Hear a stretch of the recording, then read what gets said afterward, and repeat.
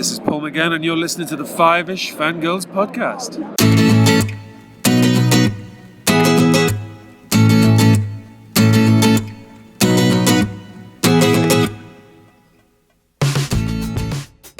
The tangents this week continue all the way to episode 238 of the Fiveish Fangirls podcast. And once again, Fandom Christmas has not disappointed. Welcome everyone to this week's episode of the Fiveish Fangirls podcast. So glad to join us.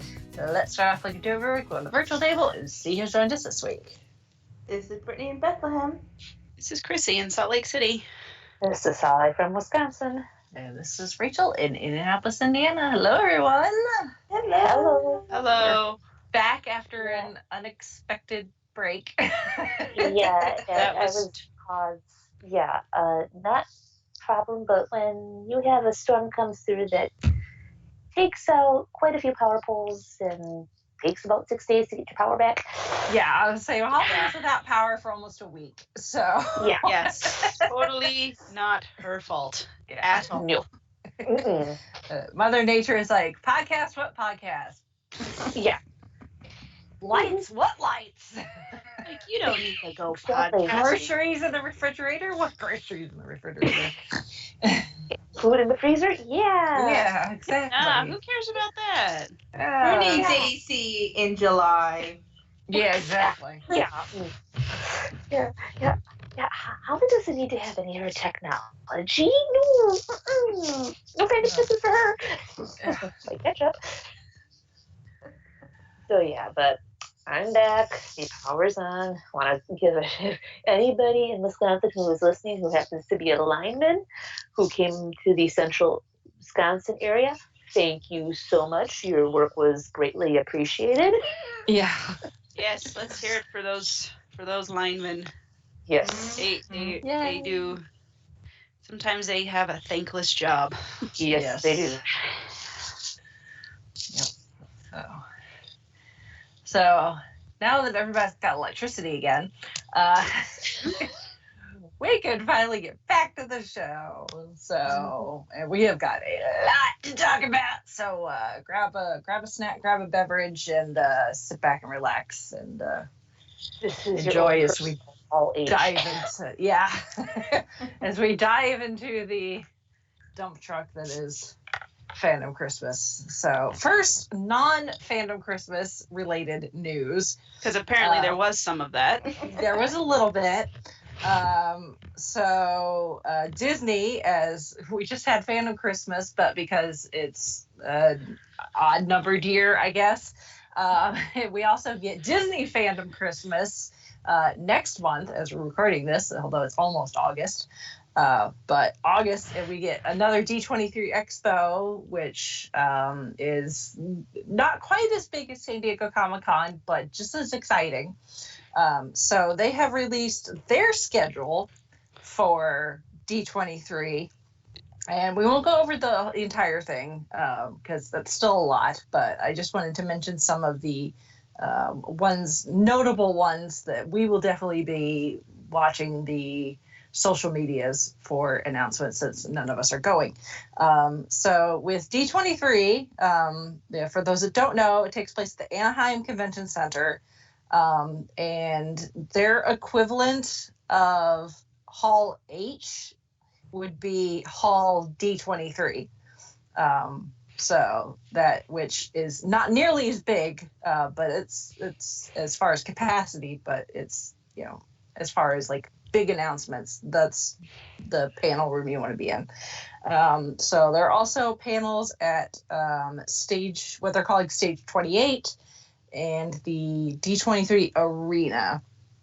And then there is the archive stage on the show floor. So there's that. So panels to watch out for on Friday, because this is Friday, Saturday, Sunday, August 23rd, 24th, and 25th. So Friday at 10:30 a.m. Of course, this is California time, so this is all Pacific time. So 10:30 a.m. in Hall D23 is the Disney Legends Awards ceremony, which is something they have every D23 Expo, where they give essentially folks that have their career has had a significant impact with something Disney related. That could have been an animator or an actor or someone that's got ties to the Walt Disney Company.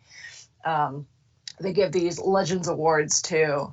And this year, the Legends ceremony is going to honor Wing Chow, Robert Downey Jr., of course, Jon Favreau, James Earl Jones, Bette Midler, Kenny Ortega, Burnett Ricci, Robin Roberts, Diane Sawyer, Ming-Na Wen, Christina Aguilera, and Hans Zimmer.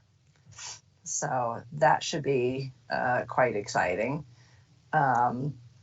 And then at 12:30 is a panel, learn about the music and sounds of Star Wars Galaxy's Edge.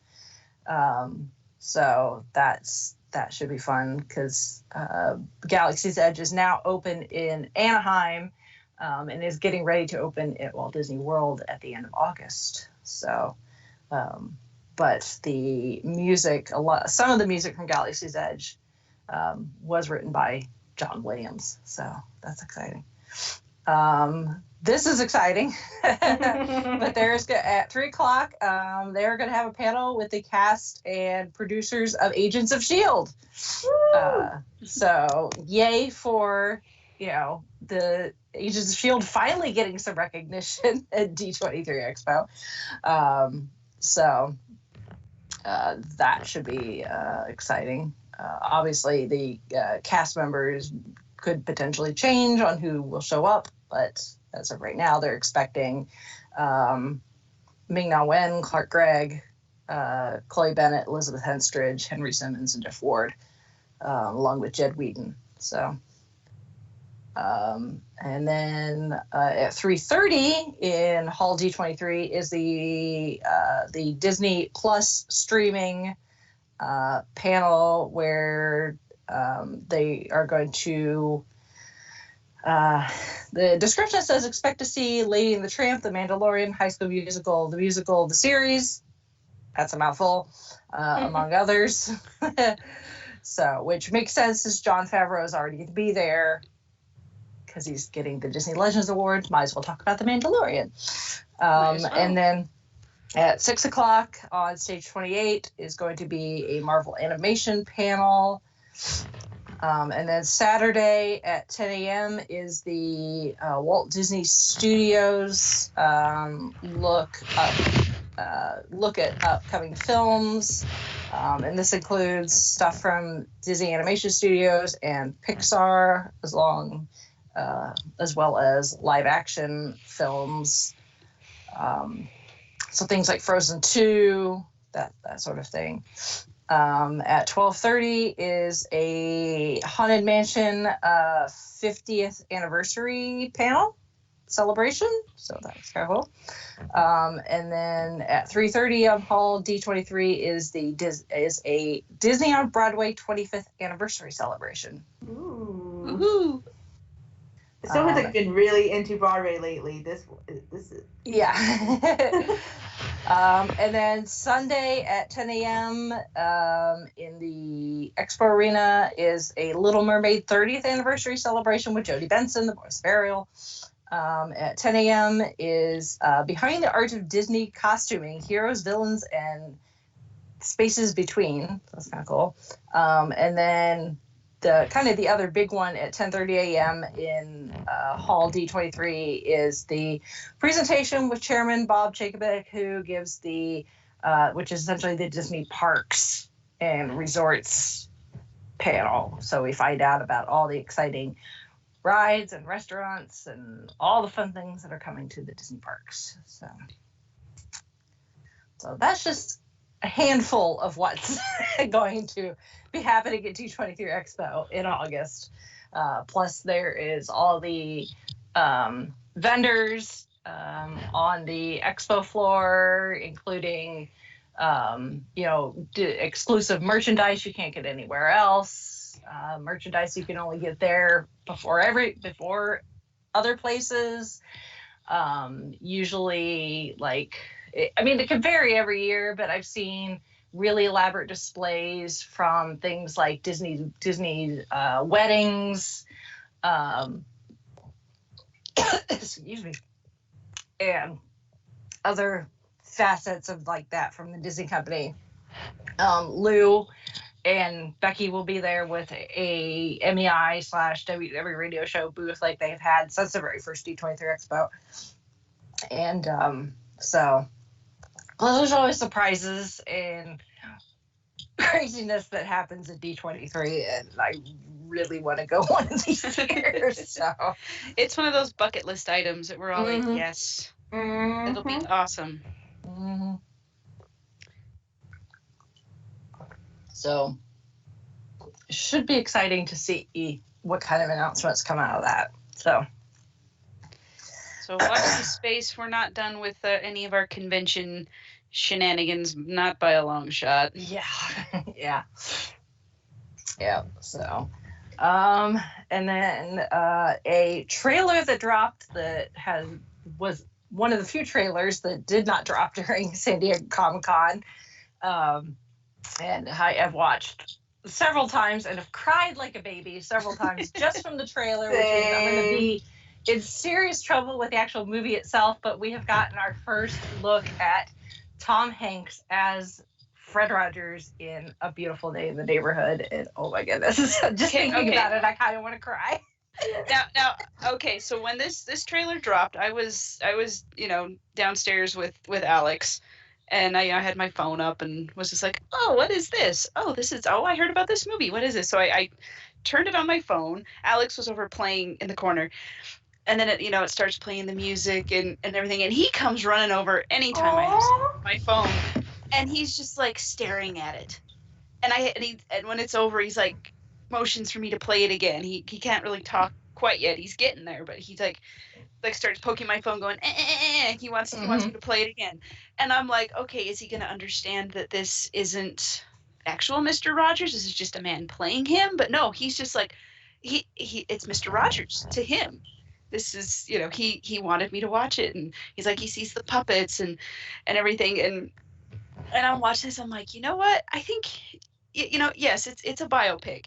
It's Tom Hanks playing Mr. Rogers. Anytime you have a movie like this where, it's a movie about someone who's very well known and someone else is playing it. And, there's some things that are definitely off. But now that being said, I'm like, I think Tom Hanks has this. I got Mr. Rogers down. I mean, the 2-year-old was convinced. Yeah. Which is not always easy to do. Yeah. And so I'm just like, oh my gosh, this is amazing. And so, yeah, we will. I don't know if we'll take Alex to the theater. It kind of depends on if I don't think he's ready to go to a movie yet, but he'll definitely be seeing this with him eventually at some point. But yeah, I'm like, this looks great. It does. And he loves Mr. Rogers. Yeah, me too. Just the trailer, I'm like, this is just so heartwarming and beautiful, and yep, like, oh, Tom Hanks. Bless you. It's like, you've played Walt Disney and now you're playing Mr. Rogers. It's like, okay, he's almost got a monopoly on all the childhood things. Yeah. I love the I have to laugh. I'm glad this is becoming a thing, because then it keeps me from, I mean, the tears are obviously happy tears. Yeah, it's not like I'm sad or anything. It's very much nostalgia personified. So all the tears are like, oh, my childhood. But I do like it keeps me from crying. It makes me giggle, the meme that's been going around since the trailer dropped, that people hope that at the end someone playing Bob Ross will appear, like at the end of Iron Man, and tease like a PBS cinematic universe. Well, no, see, okay, so you got to have Bob Ross. And let's see, who do you have for either Jim Henson or Carol Spinney for Sesame Street? Yeah. Although I will point people to a YouTube channel called Defunct Land. They just did a 5-part miniseries very well researched on Jim Yes. Henson and talks about all like the Muppets, Sesame Street, everything where he started from, the Fraggles. So yeah, but yeah, I'm just like, who would you do for Sesame Street? And it's like it's either got Jim or Carol. But yes, that would. And be then you could just have LeVar Burton play himself. I was about to say. Just do the de-aging thing like they did with Samuel L. Jackson in Captain Marvel, and just have LeVar Burton play himself. Reading Rainbow. There you go. We'd be set. Have our own I know this is started as a joke. TBS but Cinematic like Universe. Done. Absolutely done. I have no idea who we need to pitch that to, but whoever. Somebody tweeted Tom Hanks. Make this a thing. I know. Now I'm like, well, who would we get to play Bob Ross? I don't know. Someone. I have to think on that one. Yep. Anyone has any ideas? Send them our way.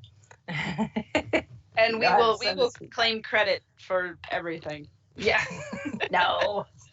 I'm teasing. All right. Well, speaking of, I guess Oscar bait, because this movie is kind of Oscar baity, but I don't care. Yeah. Well, it is getting to be that time of year. It is. As crazy that is, because I swear we just had the Oscars. Mm-hmm. But time has flown. So award season is going to be kicking off here soon with in the fall, but we have got our first rounds of nominations starting with the Emmy Awards, which will be handed out in September 22nd. A good chunk of it, stuff that we don't really care and talk about here. There are some surprises, some not. We really should be surprised that, like, for Best Drama Series, Game of Thrones, obviously. Although at this point, isn't it just kind of a formality? They're kind of like, well, it's the end, it's the last season, we've been nominated them all this time, so we better just do it, even though kind of. It didn't really hit the high notes. Yeah, I mean, it is kind of interesting to see who got nominated, though, as far as like cast and stuff. So like Kit Harington got nominated for lead actor. Amelia Clark, lead actress for Game of Thrones. I always understood that they did like lead and supporting with that show. Like I always want like ensemble to me, but yeah. I guess they don't really have an ensemble category, which is kind of silly at this point, but whatever. Yeah, well, it is kind of interesting to see because the Emmys are strictly television, right? Unlike things like the Golden Globes, where it's TV and movie, and the Oscars is strictly movie. So it is kind of interesting to see just how many categories they now have just for the Emmy Awards for TV. Because looking at the list, I'm like, is this list ever going to end? I know. I realized that. I'm like. Yeah, because I was looking at it, I'm like, I've read this already. So there were some that I think have been duplicates on whatever link, whatever page I was reading. But still, it's a lot. Because, I mean, they have categories for, like, competition program, variety talk series, which is essentially your late night talk shows, James Corden, Stephen Colbert, Jimmy Kimmel, that sort of thing. Supporting actress in a drama series. Most of them are Game of Thrones. So we got Maisie Williams, Sophie Turner, Lena Headey, and Gwendolyn Christie, which Gwendolyn Christie apparently is a surprise. She submitted herself for consideration, but wasn't necessarily sure if she would actually get the nomination. So that was actually a pleasant surprise for Gwendolyn Christie. So, of the ladies nominated, I think Brienne Tarth actually had a really good run actually in the final season. So I don't know. Actually, I don't know why Lena Headey got nominated, to be honest with you. As we mentioned in our series recap, that Cersei actually really did do a whole lot. So, but that's just me. Let's see. Yeah, so Peter Dinklage, Nicola Costa-Waldau, Alfie Allen. They all got nominated. I really should go to Peter Dinklage if I have any say in the matter, which I don't, but, you know, that's my opinion. So, yeah, because they also have it's like you have lead and then supporting, but then they also have like guest actor or guest actress for both drama, and they separate comedy from drama. Structured reality program, unstructured reality program, which really means, you know, scripted, not scripted, I guess, or direct, you know, more directed, I don't know. Host for a reality or competition program. So at some point it's just going to be like, you get a trophy and you get a trophy, everyone gets a trophy. Yeah, which is kind of interesting because it's reality or competition program, and I'm guessing that their definition for reality is very, very loose, considering the nominees include James Corden for whatever other show he's hosting besides his talk show, Ellen DeGeneres' Ellen's Game of Games, which I know is a game show. Amy Poehler and Nick Offerman are doing like almost kind of like a British Bake Off, but it's for like crafters instead of cooking. They're doing like woodworking and other things. RuPaul's Drag Race, which of course is, you know, like a competition program for drag, and then Marie Kondo for Tidying Up with Marie Kondo. Okay. Yeah. I'm not sure how that fits in. Isn't that one like that meme about like, I remember seeing something about like, oh yeah, the 30 books because it doesn't spark joy or something. Yeah. Yeah, well, and the funny thing is when that meme started coming out, I'm like, okay, she's had that in her book for a really long time, because I can't remember when her book came out, but it was years ago. And I'm like, why is this coming out just now? Oh, there's a Netflix show with it. Okay, because I didn't know Netflix was got her for anything, but sure. Yeah. Okay.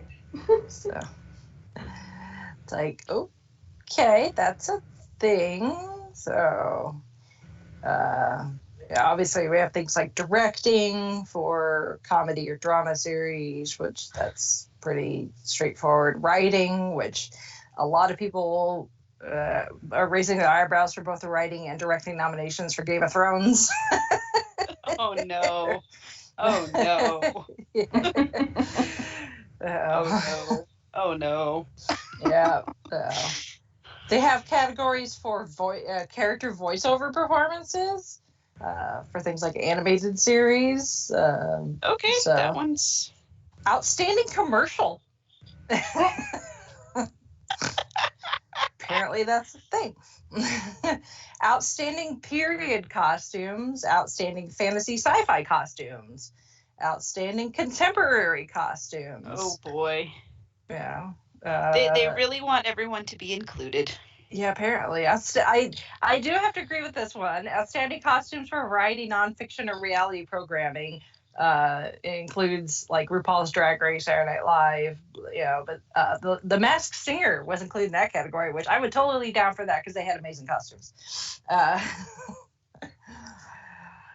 So yeah, but you could go and read the nominations, the 5 bazillion nominations if you want to, because they are there's a lot of there's a lot of yeah, so, and then you can cheer.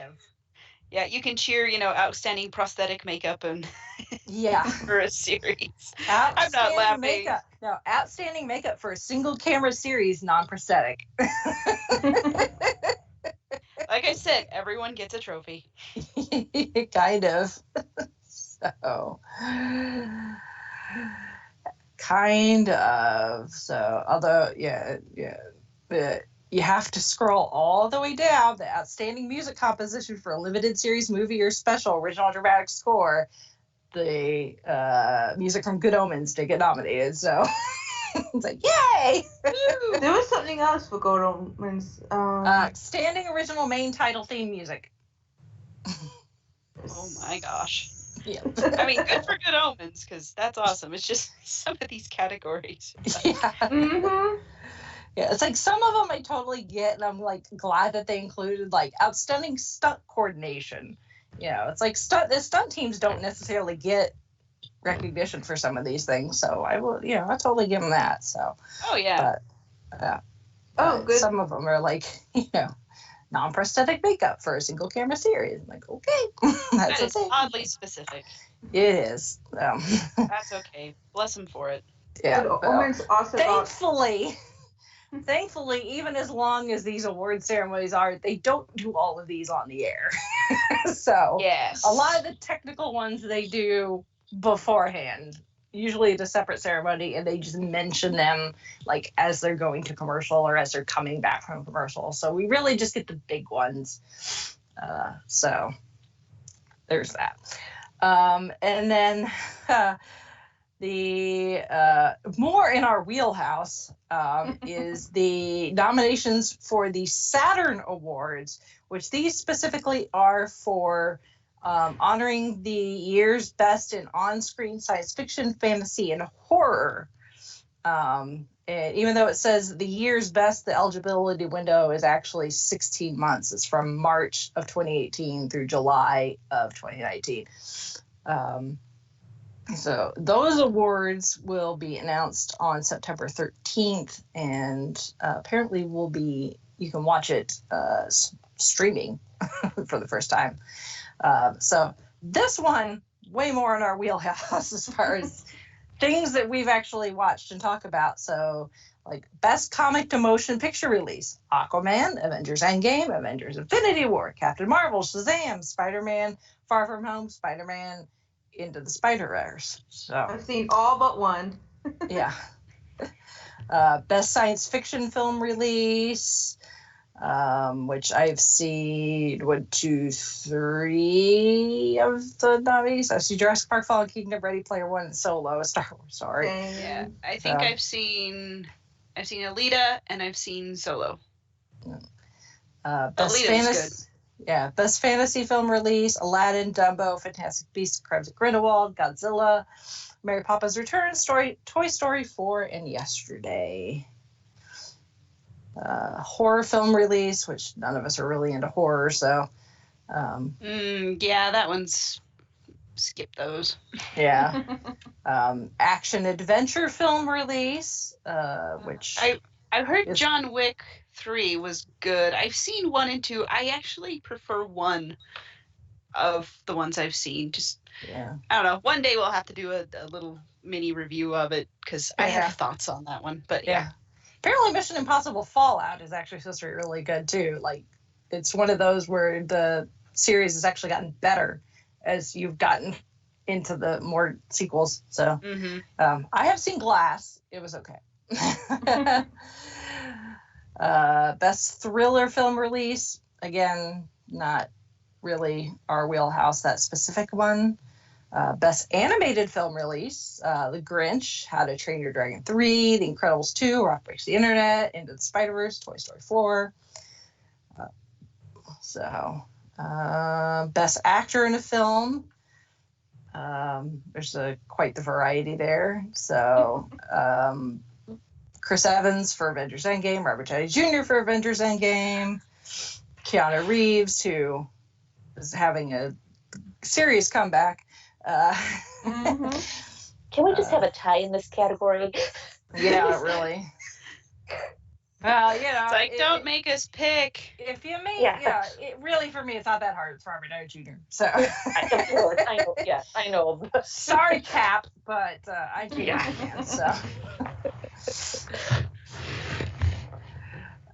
Best actress in a film: Emily Blunt for Mary Poppins Returns, Brie Larson for Captain Marvel, among others. Supporting actor Josh Brolin for Infinity War. It's interesting that they did it for Infinity War and not Endgame.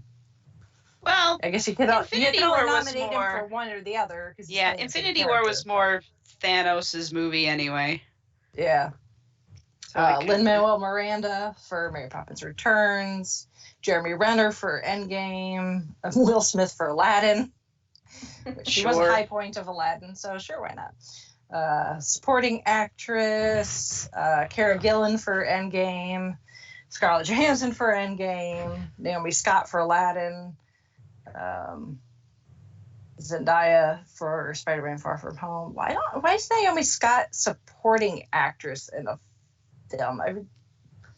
Of the characters in Aladdin, like Jasmine is like the starring female role. Yeah. It's not the newly created maid for Jasmine. Yeah. She would have been the supporting. Yeah. I think it's funny that we have the best supporting, but the guy, I can't remember his name, who plays Aladdin isn't even up. I guess they figure the genie is really the big draw of Aladdin anyway. So yeah, true. The carpet doesn't say anything, so.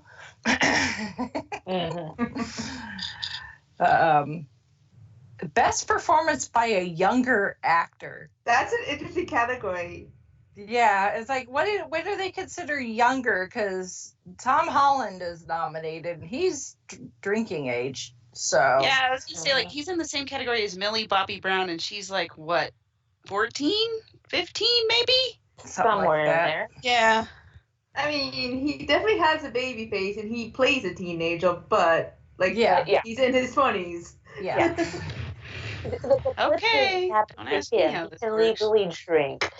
Yeah. Considering Zendaya was nominated in the Best Supporting Actress category, and she and Tom Holland are similar in age. So, in a few more years, Tom Holland will be bumped up out of he's still the kids' table, apparently.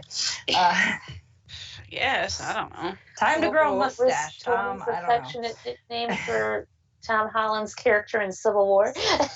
Tom Holland is technically older than Zendaya.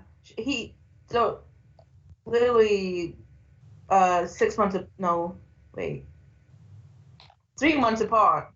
He's 23 and she's 22. Yeah. Come on, move them away from the kiddie table, please. Yeah. Come on. Oh goodness. Baby face, you got that lovely baby face. Let's see. Best film director. We've got the Anna Boden and Ryan Fleck for Captain Marvel. Guy Ritchie for Aladdin. Of course, the Russos for Avengers Endgame. Steven Spielberg for Ready Player One.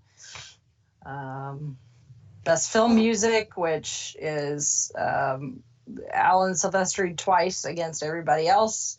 Why do I have a There's some big names. Like Alan Silvestri is nominated twice for Avengers Endgame and the Ready Player One. You've got Danny Elfman, who's also a big name for Dumbo. Alan Menken, who's a big one for Aladdin. And the other two guys I don't know. Well, Bear McCreary, he's no slouch. He's done stuff. He does and he does for Agents of S.H.I.E.L.D. Yes. S.H.I.E.L.D., yeah. And there's a few others, but those are escaping me right now. But those are the two I know. For sure. But yeah, Bear McCreary, you're right, Chrissy. He is no slouch. I probably know his music. I just don't know his name. So. Oh yeah, you do. You do. Yeah, you watch Agents of S.H.I.E.L.D. You know his music. Yeah, heavily in season 1 and 2. Yes, you know his music. Cool. Let's see. Best film costume. Again, mostly, half of them superhero movies, at least. So I don't know what Shadow is. So. I don't know what that one is either. I'd have to look it up. It's probably a horror. Maybe. It sounds horror-y. Yeah. Best visual effects. That's a tight category there, actually. So, best superhero TV series, which is pretty much everything DC does on the CW. Yeah, there's one Marvel thing. Yeah. Although Gotham is kind of, it's like a distant cousin. Yeah. Yes. It's still DC though, so. Yes. Best science fiction TV series, Doctor Who. Yay! The Orville. Yay. Those are 2. Best fantasy TV series. Game of Thrones. Outlander.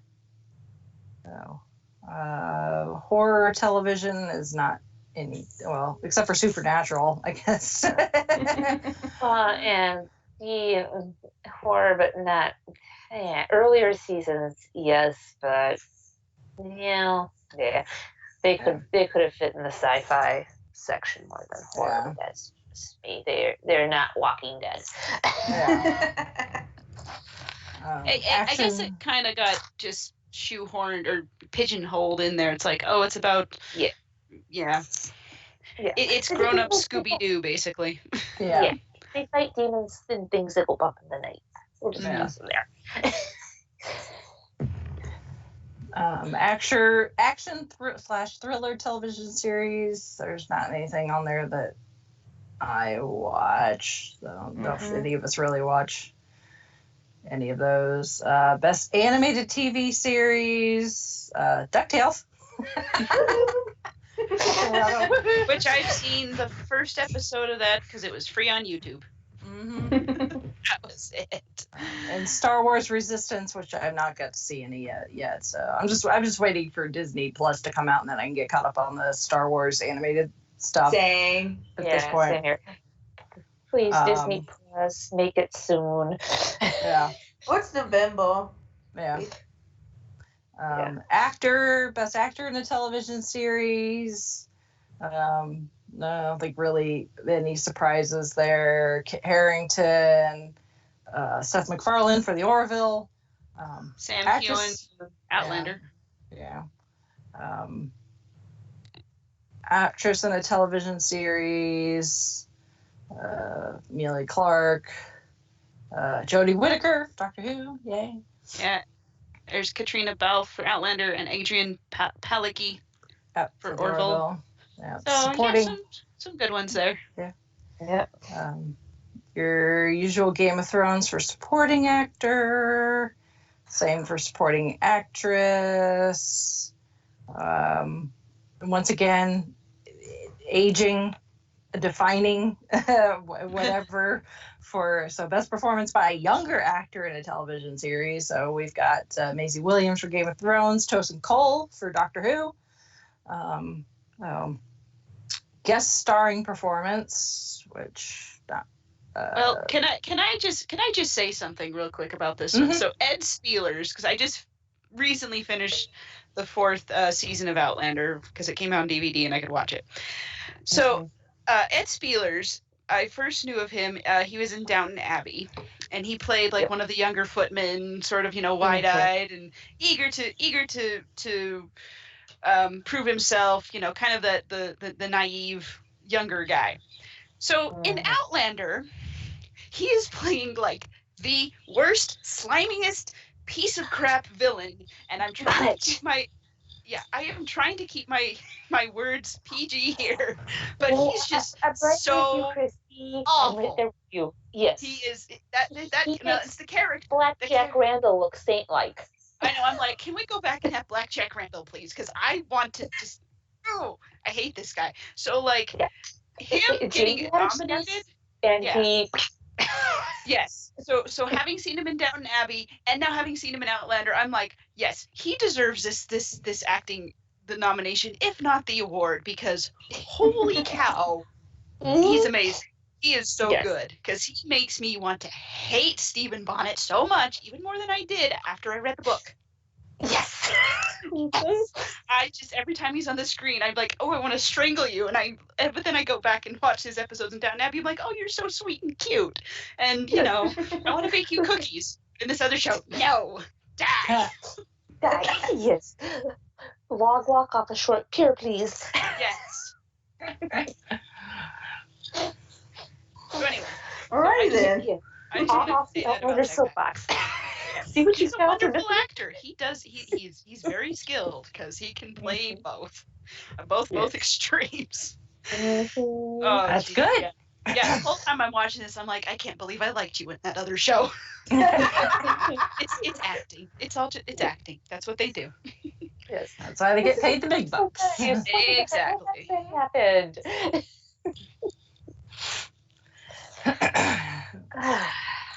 Okay. Let's see. Best streaming superhero TV series. If we get some recognition for the Marvel Netflix series with Daredevil, Right. Jessica Jones, and The Punisher. So Yep. there's that. And I did briefly have a subscription to DC Universe and Doom Patrol. Not too shabby. Apparently, Swamp Thing was terrible though. Has already been canceled. I watched one episode that it was halfway decent, but then there was this whole big snafu with some tax credits for them to film, and it fell through. Yeah. So they couldn't make any more, so that's why it got canceled. That's what I've heard. But then kind of watched episode 2 and like, nope. Yeah. So kind of 50-50 on that one. Yeah. But Doom Patrol was decent. I'm halfway through the Umbrella Academy. It's pretty good. Yeah. I'm liking it. Best streaming fantasy, sci-fi, or action thriller television series. Star Trek Discovery for those that are watching. Good Omens. Yay! Again, horror. Oh, Stranger Things is part of that, so I would give them that. Stranger Things was good. Yeah. Best actor in a streaming presentation.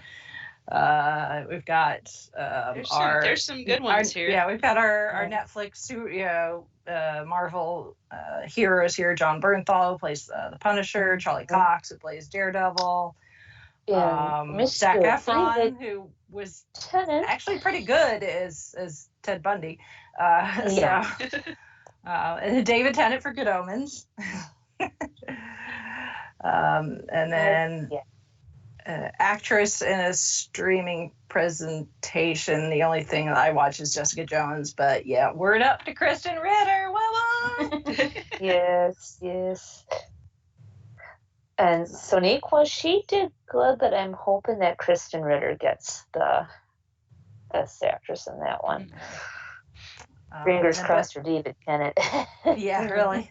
Well, and then best actor or best supporting actor. We've got several people from Star Trek Discovery, and then Michael Sheen for Good Omens. So. I wonder how they choose between because they seem like equal roles. So like I'm trying to how they it probably just comes down to probably screen time. That might be it. So that's a good one. Yeah. And then best supporting actress in a streaming series. So Deborah Ann Woll, who the Daredevil. And Maya Hawke, she plays Robin in Stranger Things too. Yeah. She does an awesome job. Yeah, which I think is. Oh, go ahead. It's hard to believe that is Ethan Hawke and Uma Thurman's daughter. Although I kept looking at her and I'm like, she looks so familiar, but not in a way like I know her. Dad combined. And but you know, honestly, there were maybe we'll do an episode of Stranger Things season 3 later, but like there were times when I'm like, I don't care about the main kids. Get back to what Robin and Steve and Dustin are doing. And she was so much fun. I love her. She was. Yeah. It's interesting that she got nominated. It's interesting that she got nominated, and she's the only one. And Millie Bobby Brown didn't. Yeah, because she usually Millie usually gets a lot of. I mean, she got that was for a different thing. It wasn't even for Stranger Things, but she's the only one out of Stranger Things who got a nomination in this. So it's like interesting. Yeah. But yeah, she was good. Yeah. So I think that one's well deserved. Yeah. That's the Saturn Awards. And then if you have been paying attention at all, Avengers Endgame, speaking of which, has now become the highest grossing movie of all time. Yeah, you've probably seen the memes and and the congratulations from James Cameron himself. Mm-hmm.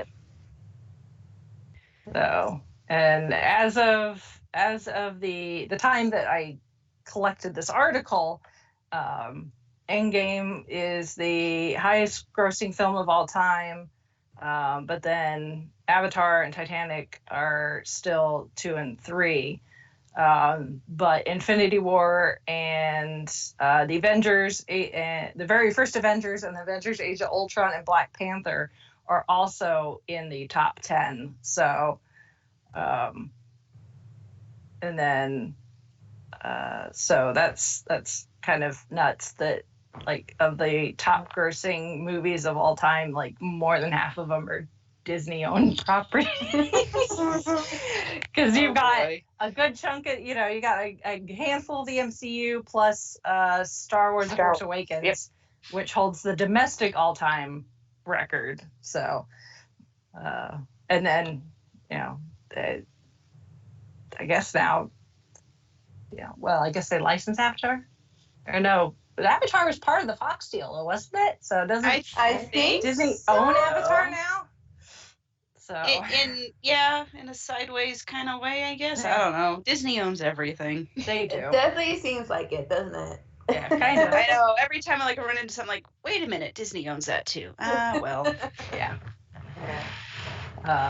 And then, in a roundabout way, Disney kind of now controls the Orville, because Orville is leaving Fox to go to stream exclusively on Hulu, which is now owned by Disney. So, yeah. they also own Fox, so it's like too, jumped from one. I don't know. I don't understand all of it, but whatever. Basically, this sounds like, because Seth MacFarlane. Well, okay. So if you watch the last season of Orville, you can kind of tell that it's going in a direction that's less comedy. I mean, the comedy's still there for sure, but it's definitely trying to be its own Star Trek, kind of, but still do its own thing. Right. And that involves a lot more time, production effort, money, probably. And so really what this means is Fox isn't canceling it, but it does, but their production schedule is not going to work with Fox's release schedule. So it seems like it's all amicable. It's just production and schedule conflicts is what's prompted this. So so they need a little more time to do the next season of Orville, so it's going over to Hulu, which that's where I was watching it anyway. So me too. And I'm hoping this is a good thing where they can take their time and not feel rushed. I'm kind of wondering if that wasn't the case with Firefly, where that they could be it out and fast, and airing episodes out of order. And hopefully this will be okay. It does. Now that you say that, it does kind of feel like if Firefly had a streaming option back in the day, they would have done something similar. And they would have had more Firefly and all that kind of thing.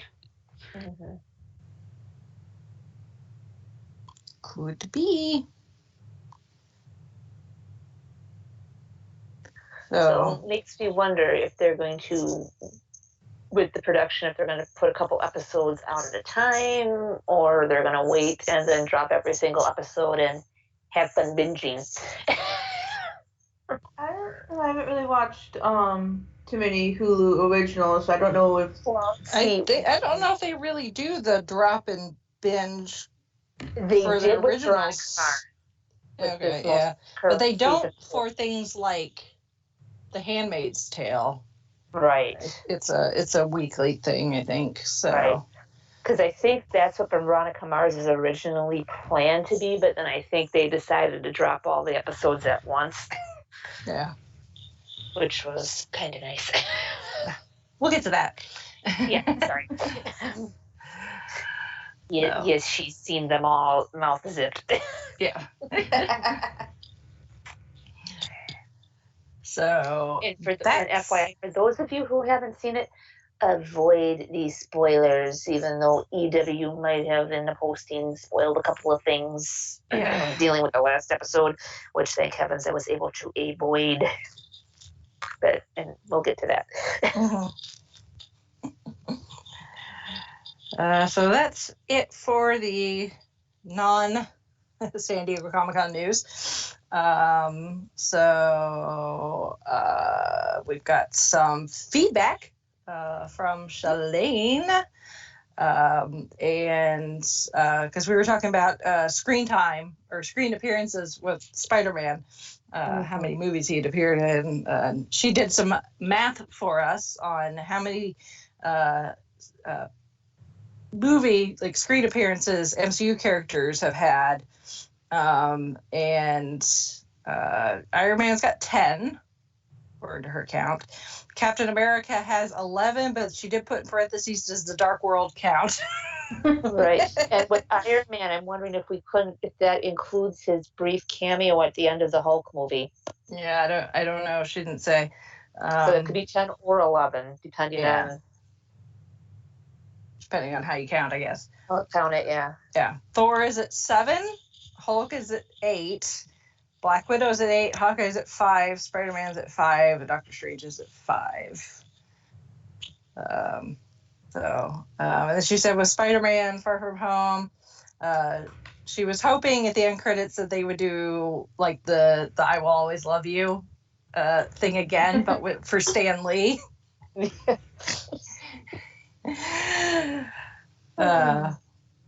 That probably would have made me laugh and cry at the same time. So surely someone out there has probably done a fan-made video like version, maybe somewhere out there. Quick, someone check the YouTubes.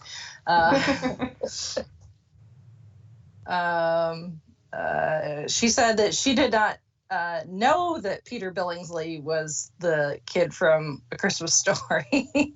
She didn't know he was also an elf, which was directed by Jon Favreau. So there's your 7 degrees of Kevin Bacon there. She said, okay, obviously spoilers for Spider-Man Far From Home for some of this feedback. She says that when we find out Fury and May are Skrulls, that would explain why he reacted when Peter says Captain Marvel's name. And he's like, don't invoke her name. And she said she also agrees that this movie did seem like it was long, even though it's not nearly as long as Endgame. So right. And her last thing is she does try to avoid spoilers, but in the grand scheme of things, they don't really bother her. She does say when she watches older stuff from like the 80s and 90s, sometimes she will spoil herself. Probably just because if something's that old, it's out there. It's kind of hard to avoid the spoilers when stuff is older. But she does try to avoid spoilers while she's watching the Netflix stuff like Stranger Things. Yeah, spoilers are a weird thing. So we've had a whole episode about spoilers. We should probably revisit that at some point, just because times and stuff have changed since we did that all the way back when the podcast first started 5 years ago. So probably a topic worth revisiting. Yeah. So.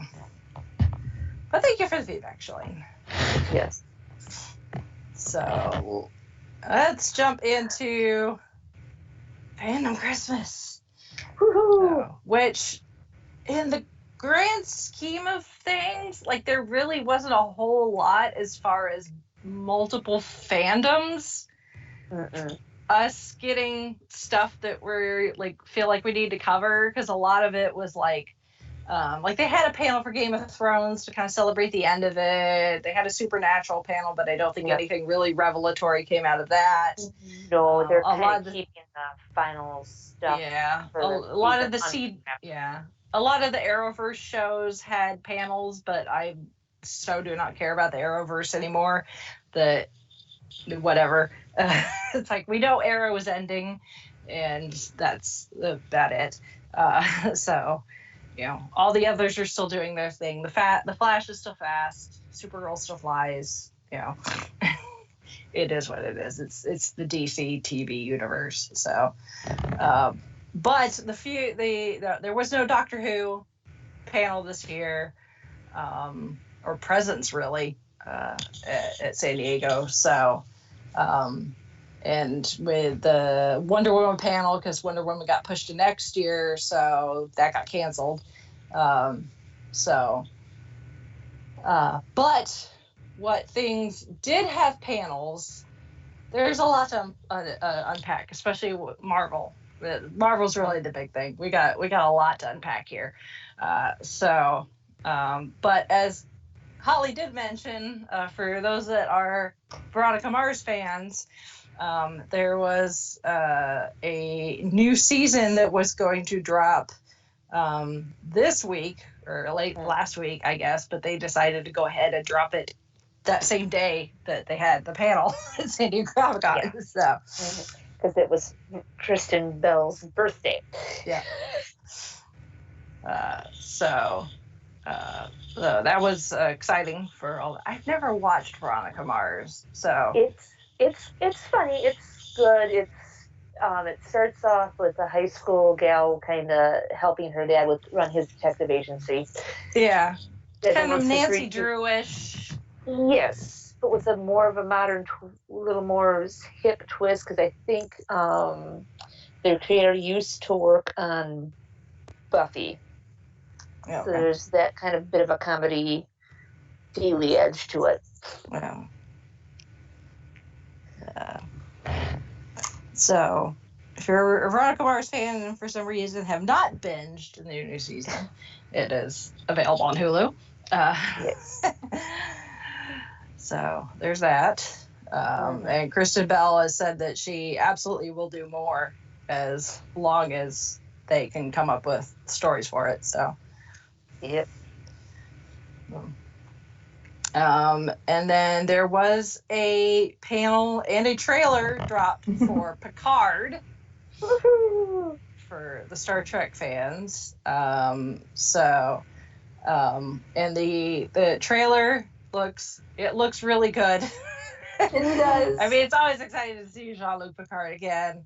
A few surprises within the trailer, so we will see the return of Brett Spiner as Data, or some version of Data, because the Data that we all know sacrificed himself way back in the day, back in Star Trek Nemesis, 20 years ago, however long it's been. And then Jerry Ryan is returning as 7 of 9. It should be interesting. Which should be interesting. Apparently the Borg are actually going to play a big part in this series. And then they've also confirmed that we will see the return of Riker and Troy as well. Jonathan Frakes is not only directing some of the episodes, but he will be returning as William Riker. And apparently he and Troy are still together. Aww. So... now, is it also confirmed that Geordi is supposed to be back, or I have wishful not thinking? Seen anything official, so I think that's just wishful thinking at this point. Because there's been a couple of websites on fan pages that I follow on Facebook that have that. I'm just like, that's that's the clickbaity website or not? Yeah, so I think that's just wishful thinking at this point. So. Okay. I definitely wouldn't say no. Well, yeah.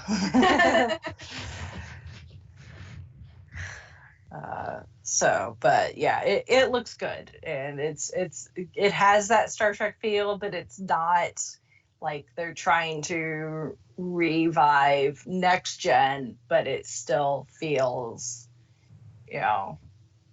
in universe. Oh, and you've got some familiar things, communicator badges, and at one point Picard goes engage, which everybody goes, he said that thing. So that should be fun. Like, I have no desire really to watch Star Trek Discovery, but I really kind of want to watch this.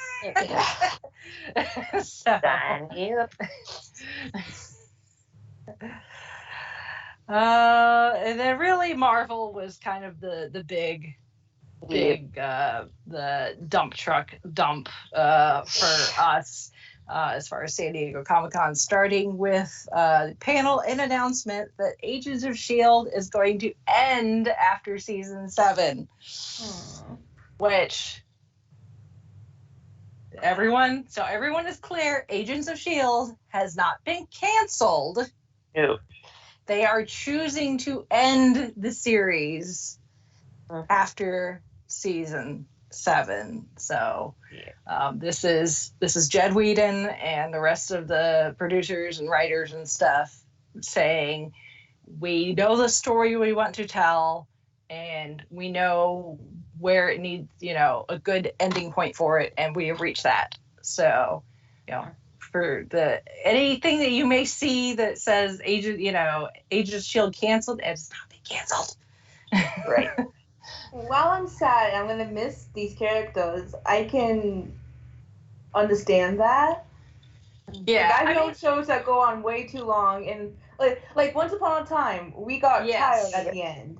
Yeah, Mm-hmm. Once Upon a Time should have ended a season before it did. Mm-hmm. Yes. And it didn't, and therefore we got some kind of crappy storytelling. So yeah, right. I would much rather them end on their terms, telling the story that they want to tell, knowing that they can end it in a way that makes sense because they know it's ending.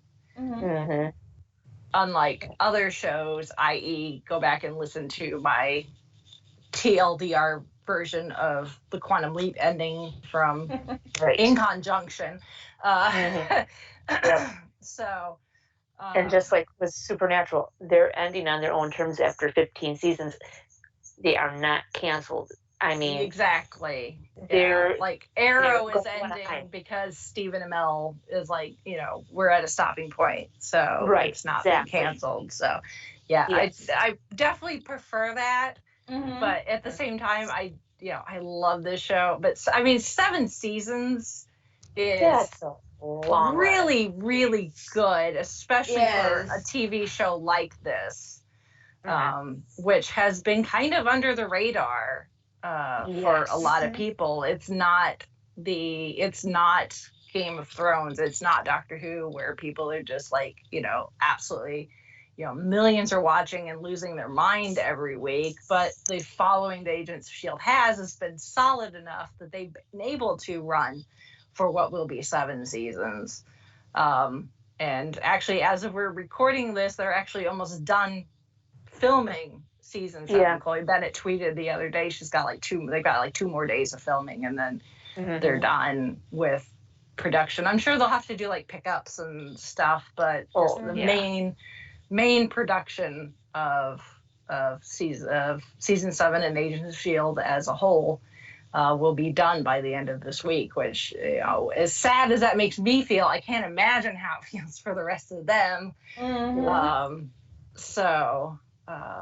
But who knows, it'll maybe be Disney Plus will do a Tales from the Archives of S.H.I.E.L.D. spinoff show. Yeah, I mean, they could always bring them back for little one shots or little mini series. They had the online series. It was like 3 or 4 10-minute episodes or something like that with Yo-Yo a couple of seasons ago, where it just told a short story that fit into the greater narrative of the series. So yeah, they could easily do that, and it depends on what happens with everybody in season 7. Well, even depends on what happens with going into the season 6 finale later, actually this week. And that's a 2-hour finale, if I remember correctly. Yes, yeah. So they're doing some very interesting things as far as storytelling this season, and it'll be interesting to see how that bleeds into the last season 7. And of course, there's part of me that's I really hope they find a way to keep Clark Gregg on so that he can so I can still see his face in the final season. So even if he's not Coulson, if he's someone else, I don't care. I just need his face. It's he is the agent of S.H.I.E.L.D. I mean, it's all Coulson Mhm. is it. I mean, S.H.I.E.L.D. was introduced in the MCU via Coulson, so Yep. it needs to end with Clark Gregg and some version of Phil Coulson, even if it's not the one that we have known for so long. The way this story's going, I'm not gonna say anything, obviously, but yeah, well, in the way that they think the story is going to go for season 7, based on some may or may not be accidental spoilers posted by some of the cast and crew on social media. So, but what is it with some of our MCU cast and their NBCs? Well, and the thing is, though, with Marvel, you don't really know if it's an actual spoiler, like if it's accidental, or if it's done on purpose to generate buzz. That's some of it's right. yeah, some of it's been accidental, but there have been a few where I'm like, yeah, this was publicity. It's still fun, but it's like this was on purpose, kind of, I think. So we'll see. I guess we'll see what happens in the season finale. So, of course, obviously we will talk about the season of Agents of S.H.I.E.L.D. once the season is over. But yeah, I was like, I knew this day was going to come eventually. I think even going into season 6, and when they made the announcement that they'd also renewed it for season 7, ahead of time, that I was like, that's probably going to be the last season. It's like seven seasons that's pretty good. I mean, they haven't been all full seasons. This one's been short. I believe the next one is also going to be short. It's also going to be like 13 episodes or something like that. But still, it's like, it is what it is. It's been a sort of season, but to me, it hasn't felt like it. Like, I feel like I've gotten a full normal season. Yeah. Oh yeah. Yeah. It's been fun. I mean, the writing has been top notch. Yeah. There haven't been any clunker episodes. Yeah, they knew they were working with a less number of episodes, so they made sure that writing's been tight. Yes. So, but again, we'll get into that after the season is over. And then the big kahuna was the big Hall H 90-minute presentation with Kevin Feige, or as we call him, Leader.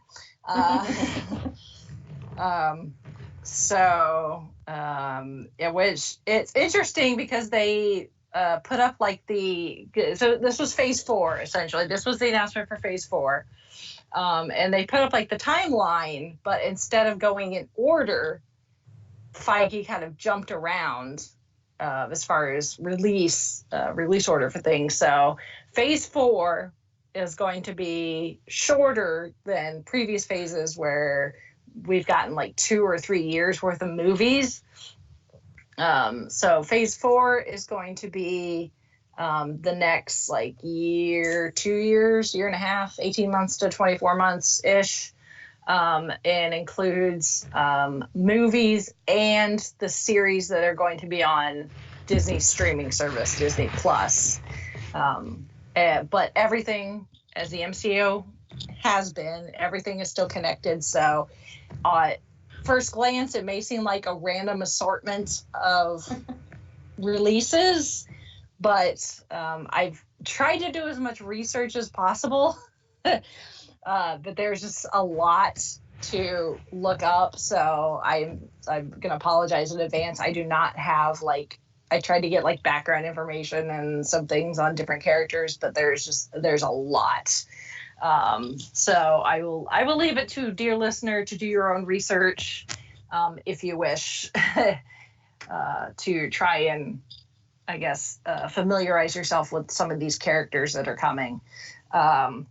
So that being said, we are going to go through these in release order. As of right now, the release order that was announced in Hall H, starting with the Black Widow movie, which will be released May 1st, 2020, which is currently in production right now.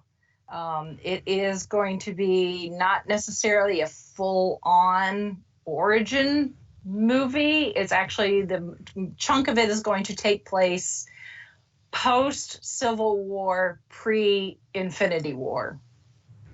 So what was Natasha up to during that time period, essentially? Although we will get some flashbacks to earlier than that, things like Budapest, hopefully. I would love that. There is some stuff that takes place in Budapest, but we don't necessarily know where timeline-wise. It should be post-Civil War, Natasha, Budapest, but there are possibilities. Cameos with Jeremy Renner. Yeah, So well, please. yeah, that's what we're all hoping for. But it has, they're going to keep some things close to the vest.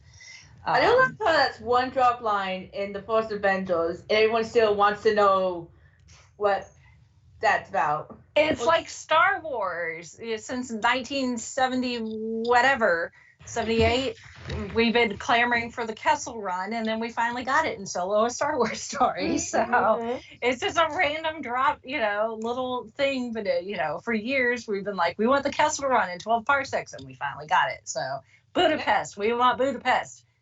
We're gonna get Budapest. So. This is the thing we want. Give it to us and no one will get hurt. Exactly. If you know what's good for you. But we are going to see characters including other Black Widows, because Natasha's not the only. That's just a label that's given to all women who go through the training program at the Red Room. They all become Black Widows. It's just Natasha's kind of the most well-known because she was kind of the most successful to come out of the program, which you can get a little bit of history on the Black Widow program if you watch season 2 of Agent Carter. I was like, Peggy. All I could think was her first name, Peggy. Agent Carter. We do get to see, a post-World War II era, Black Widow program, essentially. So that tells you how old the program is. So we're going to see other Black Widows besides Natasha. We're also going to get the Red Guardian, who is essentially the Russian version of Captain America. And then the villain of the movie is going to be the Taskmaster, which we don't know who's playing said villain yet. That's one thing they're keeping close to the vest. But as far as the comic book origins, the Taskmaster, God, why am I struggling with that? His ability is referred to as photographic reflexes. He has the ability to learn and master the fighting style or ability of anybody by seeing them in action once. Ooh, that sounds bad, actually. Yeah. Yeah. So he sounds like he's going to be someone to be reckoned with. Yeah. File him under the no bueno category. Yeah.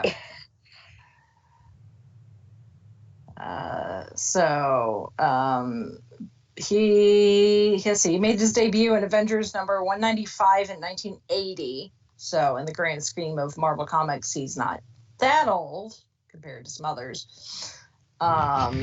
He was considered a B-list villain for quite a while, often working for more recognizable villains like Red Skull. And then he later became known as the man responsible for training most of the minions of the Marvel Universe, such as AIM and Hydra agents. So, but that's who the villain is going to be in the Black Widow movie. So that's going to be our first Phase 4 MCU release, so May of next year. And then fall of 2020, we will get our first Disney Plus series, which will be Falcon and the Winter Soldier, which will be post Endgame. So it will, even though they're calling him the Falcon, it is Falcon after Steve has passed on the mantle of Captain America to him. So we can maybe presume that he's going to keep the name Falcon, but just have Captain America shield. Who knows? Maybe he'll make a name change at some point. We'll have to wait and see. But the protagonist for at least their first series is going to be Baron Zemo from Civil War. Interesting. Yeah. So he will be making a return. And then our next movie release, which will be November 6th of 2020. So we are only getting 2 movies next year, but is going to be The Eternals, which are it's going to depend on how they decide to what they decide to cherry pick from comics, on how they decide to use the Eternals, because they go back to 1976. They're a Jack Kirby creation, but they are an ancient alien race, and their arch enemies are the Deviants, who were probably going to be the protagonists in the movie. But both groups were created by the Celestials, which we've seen in the form of Ego in Guardians 2. So you have the Eternals, and then the Deviants are essentially Eternals who have like a genetic like mutation, I think is how I read it in the Marvel Wiki. It's like a genetic mutation or something that essentially kind of turns them evil. But both groups, the Eternals are, they weigh an average of 260 tons and stand around 2,000 feet tall. Wow. That's kind of scary. Yeah. Just saying. Yeah.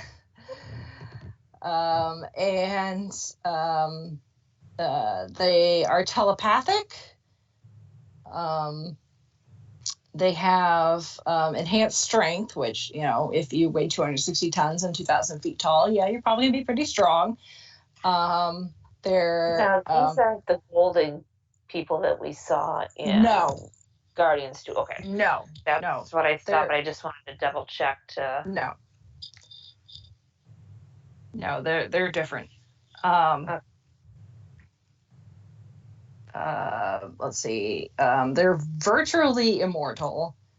They can project cosmic energy from their hands and eyes.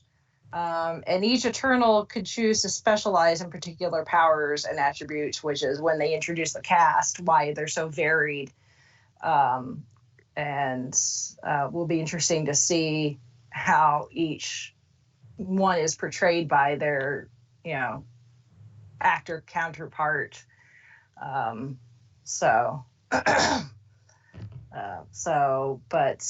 They were first introduced in the Eternals #1, which came out in 1976. So if you want to do your research, that's where you want to start. But obviously we're going cosmic, essentially. Black Widow aside, as you will see, we are going cosmic and way more like magic type in Phase 4. which makes sense because really, as far as Earthbound threats, there's not really any villain or anyone they could bring in that would stand up to the bar that's been set by having Thanos as the big threat. Which Thanos in himself is considered an Eternal, so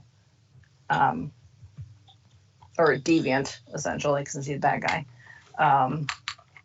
So that's 2020, and then February 12th, 2021, we are going to get Shang-Chi and the Legend of the Ten Rings. Which Shang-Chi is one of the greatest martial artists on Earth, having been trained since birth to become the ultimate warrior. He's skilled in various martial arts with a particular specialization in the Chinese martial arts. But we are... he is going to be our hero, and essentially we are going to get the Mandarin proper, depending on how you look at it. So not just the creepy... I don't want to say Mandarin proper. We're getting the actual Mandarin, not someone using the name of the Mandarin as like a propaganda type thing, which is essentially what happened in Iron Man 3. Yeah.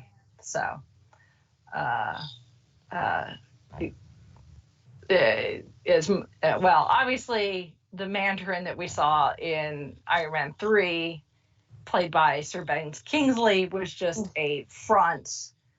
And then, oh crap, what's his face? The guy. It's not Sam Rockwell. Why do I keep wanting to call him that? No, that's Iron Man 2. I know that's Iron Man 2. Yeah. The real squirrely little... Yeah. What's his face from Iron Man 3? The guy behind... Like Adrian or something like that, didn't? Oh, crud. It's been a while since I've seen Iron Man 3. Yeah. Honestly. But he referred to himself as the Mandarin, but again, also not the Mandarin. He must have learned the name at some point and decided that sounded villainous. So maybe they'll tie it in and like make Probably. Iron Man 3 Was it better? Well, because the Ten Rings, that's the organization that kidnapped Tony in the very first Iron Man.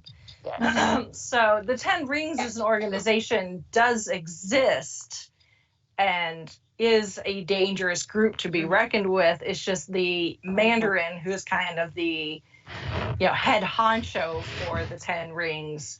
We've never seen the actual Mandarin, the actual leader of this essentially like terrorist group.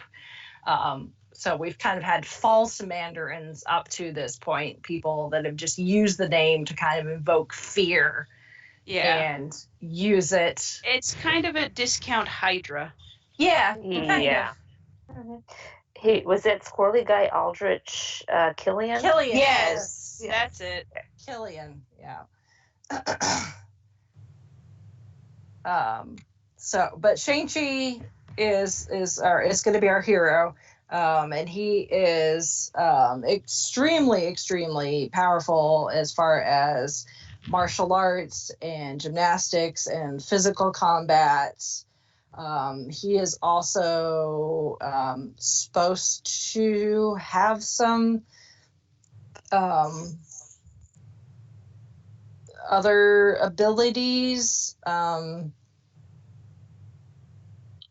including the ability to replicate himself. I don't know if they're actually going to use that ability, but that's something he's been able to do in the comics.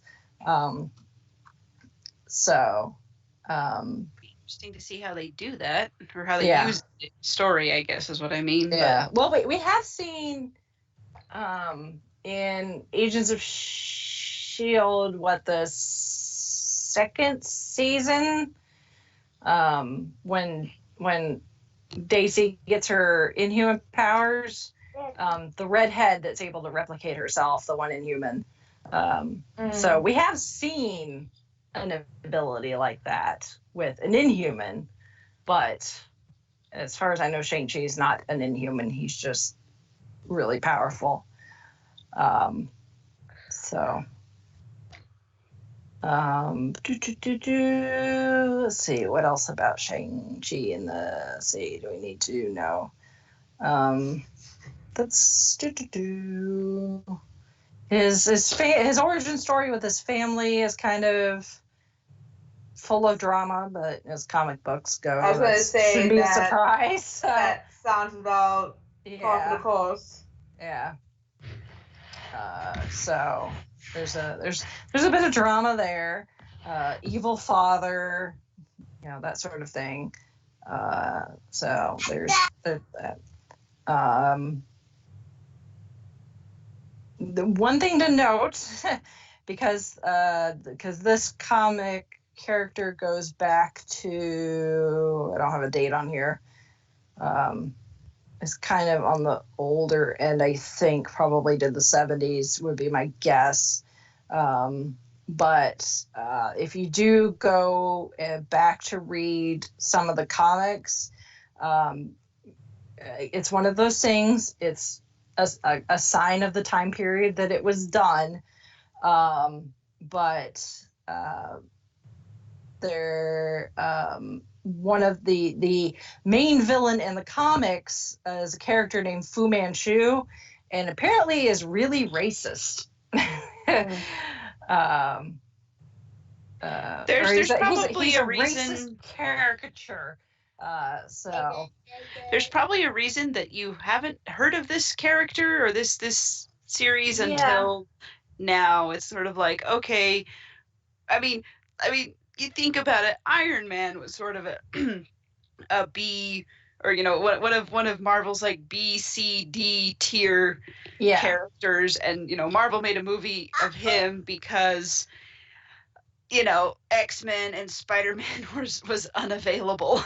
Mm-hmm. So they have a lot of titles that you've never heard of, and there's probably good reason for a lot of that.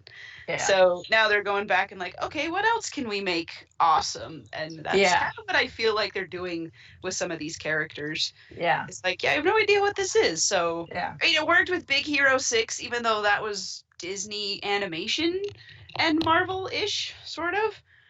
So, I don't know. We'll see. Yeah. Yeah. It's just now that they're getting into some of the lesser known characters. Even with the more well-known characters, they're having to, and I think Marvel's done a really good job, all things considering, but some of these characters do go back to a point when, even though Stan Lee and Jack Kirby always, wrote their comics in a way that they wanted to, reflect what was happening in real life. Mm-hmm. Like the X-Men are kind of, like a metaphor or an allegory for, the civil rights movement and that sort of thing. Because the civil rights movement was a thing and racism was a thing. It still is, but it was a different time.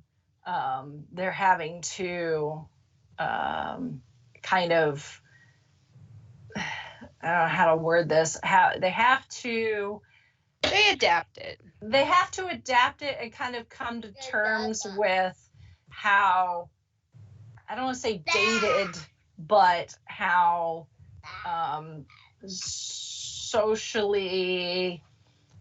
aware or socially reflective the comics are of the time period that they were created, and find a way to modernize that while still being respectful to the origin material.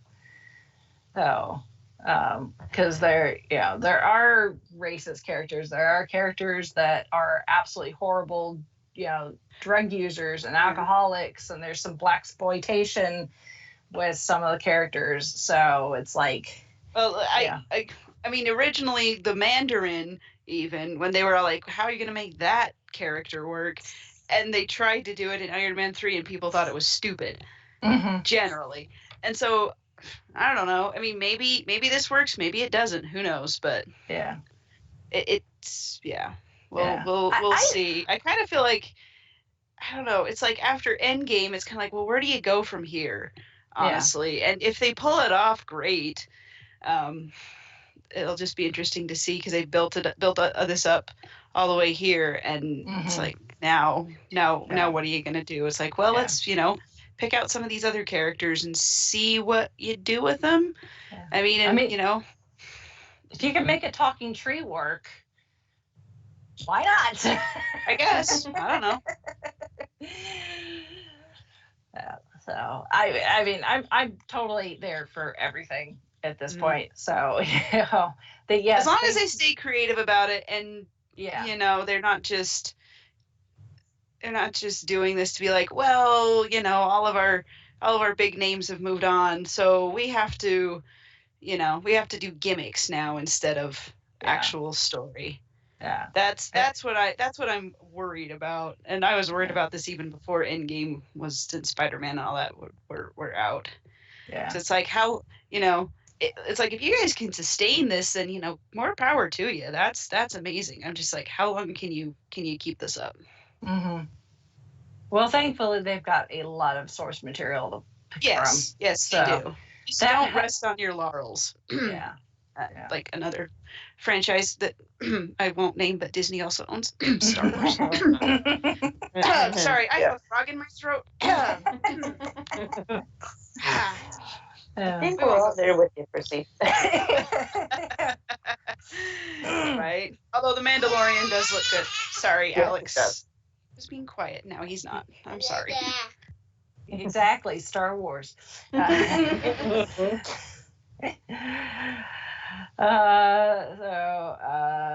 there's that. So February 2021. Happy birthday to me, I guess.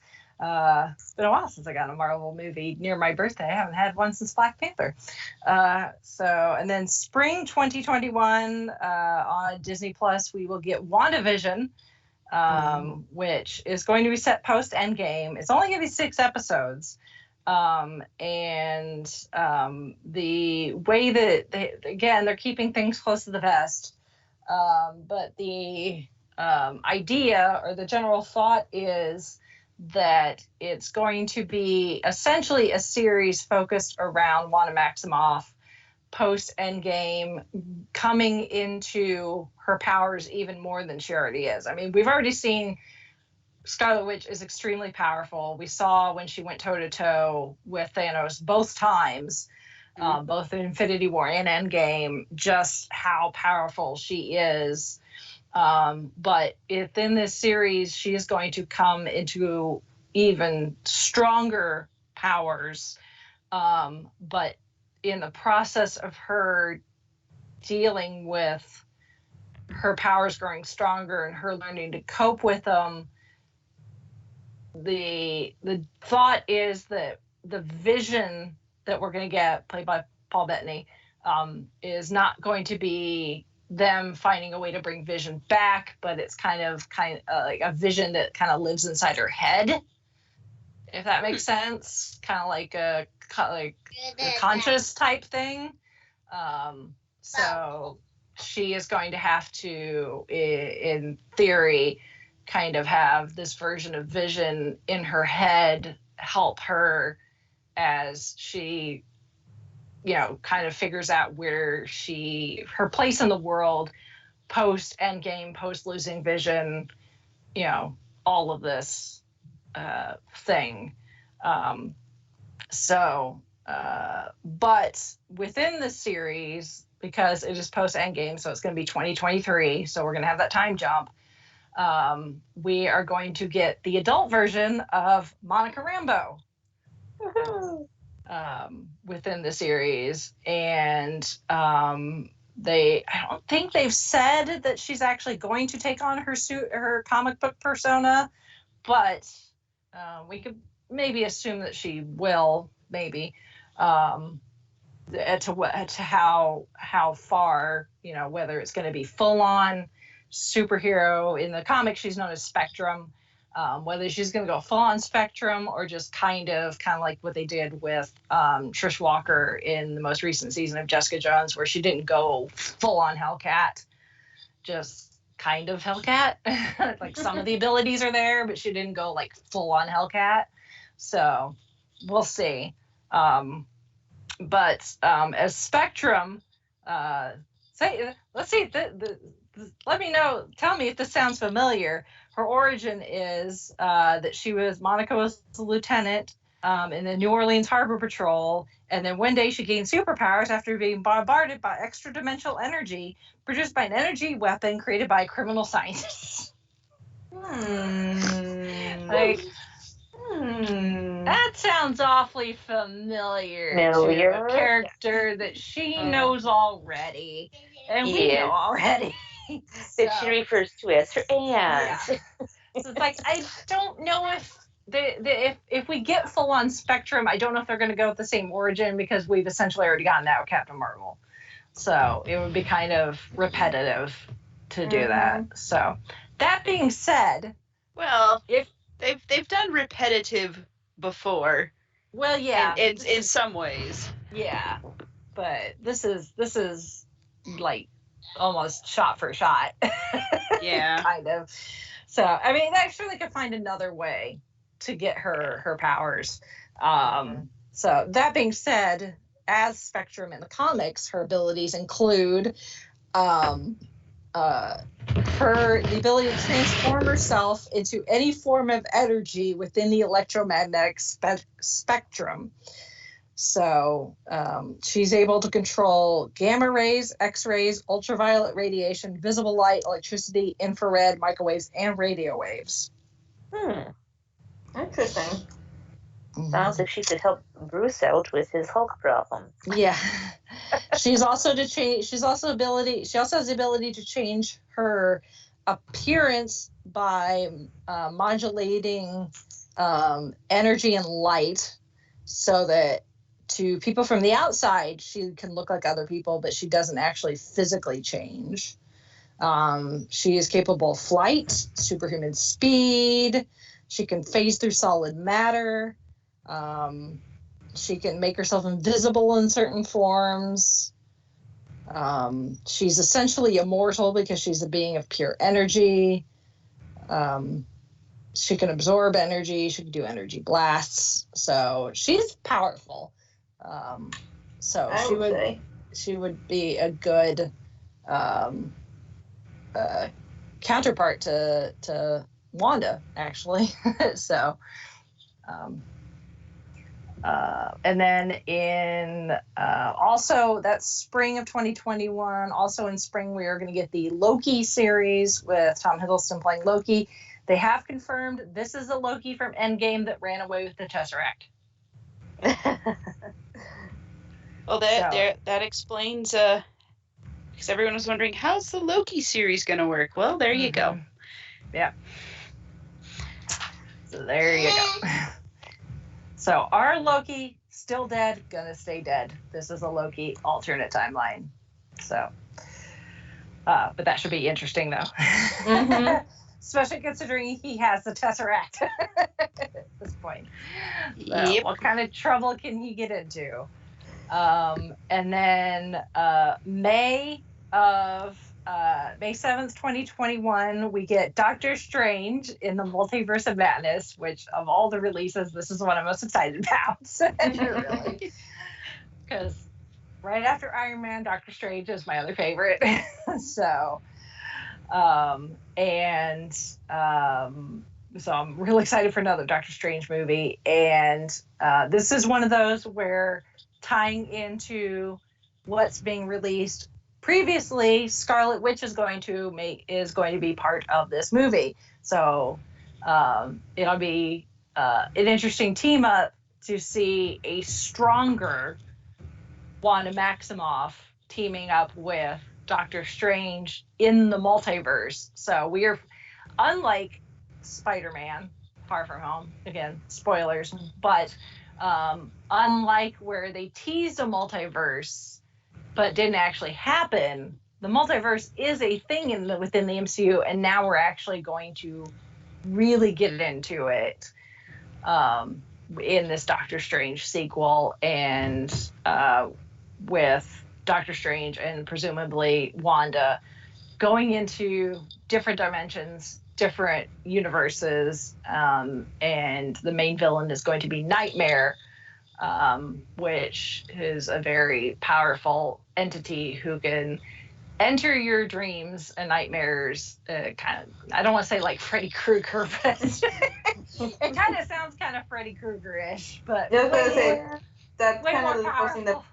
Yeah. Well, and the thing is, though, is when they made this announcement at San Diego Comic-Con and Kevin Feige brought out the director, which I forget his name, but it's the same guy that directed the first Doctor Strange.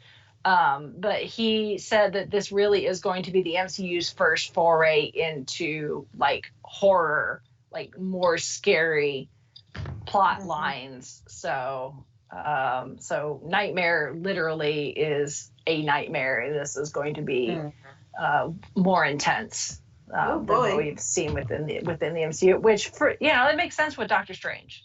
Yeah. It absolutely makes sense. So that's going to be the summer release 2021. And then summer 2021 on Disney Plus, we're going to get the What If animated series, which I think we've mentioned a little bit, where essentially they are going to be not alternate tellings, but animated stories of how things would have played out in the MCU if something had changed. So like we're gonna get what would happen if Peggy Carter had become Captain America, had gotten the super soldier serum instead of Steve Rogers. So we're gonna get Haley Atwell and Chris Evans back doing the voices. In this case, Chris will be playing Steve instead of Captain America, and we're going to find out what could have happened if Peggy had become Captain America, essentially. So it's going to be things like that, but it's going to be completely animated. They're bringing back a good chunk of people from the MCU to voice their characters. So that's going to be really fun. Yeah, it makes sense. I love what if stories. I love that. So that one. Yeah.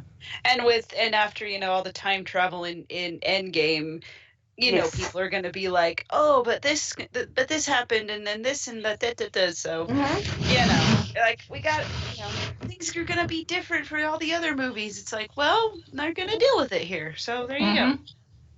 Like, exactly. What if Howard actually put two and two together and figured out that Potts was actually his son?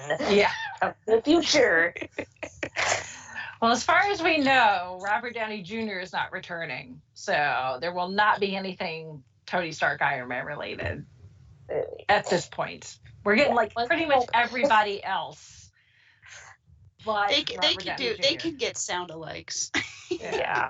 But I think the whole idea is that it's the actual actors. So that's kind of like one of the selling points. So that's unusual for animated. Yeah. Usually they get sound-alikes or close as they can. Yeah. And then fall of 2021, we are on Disney Plus. We are getting Hawkeye with Jeremy Renner. This is going to be again, if you want to go to the comics, this is going to be essentially the Fraction comic book run where Hawkeye is training Kate Bishop to take up the mantle as Hawkeye. So this will be a combination of Hawkeye post Endgame training Kate Bishop to be his replacement, essentially. But we also are going to get see some of what happened to Clint when he was the vigilante Ronin in Endgame before Natasha came and collected him from Tokyo. So it's going to be current Clint with a little bit of flashback to his time as Ronin. So, okay. Which I'm cool with, because that little bit that we had of Ronin in Endgame, I'm like, I want to see more of this. And we'll get that. And that's what we're gonna get. So yay. Yeah. And then rounding out Phase 4 with November of 2021, November 5th, 2021, is Thor: Love and Thunder. So, and Taika Waititi is returning to direct. So that's exciting. Yep. And we'll get to see Valkyrie return. We'll probably get, since Taika Waititi is directing, we'll probably see Korg again. But this, at least part of the plot of this movie is going to pull from the Mighty Thor comic book run from, it's not actually that old of a storyline. No, it's like less than 10 years old. I remember it like people like losing their minds when the run first started. Yeah, me too. It didn't really sell well either, as far as I know. I think it did enough. But yeah, it was kind of starting from a low standard point anyway, but that's another discussion. But but yeah, it's the Jane Foster as Thor. Storyline. So Natalie Portman is returning. Yeah, which I'm like, I thought she was done. Yeah, I think she thought she was done too, but they put enough zeros on the paycheck probably. I suppose so. Yeah. But you know, I'm cautiously optimistic about this one. For one thing, you know, with Thor Ragnarok, that one took elements of different. So like that Planet Hulk and Thor, the Ragnarok thing with that, and a bunch of different things, and it all worked really well, which I was not, well, no, I was expecting it to, but then like talking to some comic book fans, they're like, yeah, it's gonna be interesting how it works, and it did well. And then also, you know, where we left Thor at the end of Endgame, you know, Jane can take Mjolnir, and Thor still has Stormbreaker. So it's not like in the comic Thor was just gone, basically. Yeah. And it was just Jane as Thor being Thor. And I think if you kind of frame it as sort of not exactly a team up, but kind of like they're equal parts the same thing almost, I guess. That might work. That might work a little better. Yeah. So I think with the director they've got, with Taika Waititi, I know I'm not saying his name right, and sorry, but he's amazing. He did Ragnarok really well. Yeah. So, you know, I think they can make this work. So yeah. You know what? Go for it, guys. Yeah. Yeah. And this will take place post Endgame, or possibly will tie into Guardians 3 because Guardians 3 got pushed with the whole James Gunn firing and rehiring thing. They've had to shuffle things around. But Taika Waititi is actually shuffling things around because he had something else he was going to do. But he's actually pushed that aside to do this. So they're going to make this fit in so that it still makes sense chronologically. Yeah. Even though the last time we saw Thor, he was with the Guardians.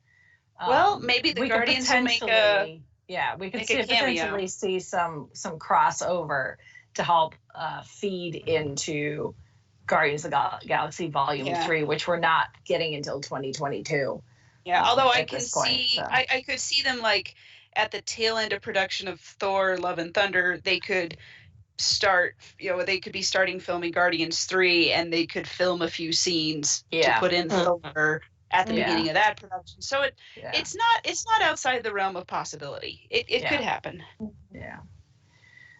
Yeah. So it will be interesting to see how much of the Mighty Thor, Jane as Thor storyline they decide to pull from, if they decide to if they just have Jane as Thor, or if they decide to bring in the cancer plot along with it. Because I can't speak for Natalie Portman. I don't know what's going on in her head, but if she maybe was on the fence about doing it and considering whether she wanted to do it again and maybe have it just be a one-off, they could keep it more close to how it plays out in the comics, where, spoiler alert, Jane's story does not end very well.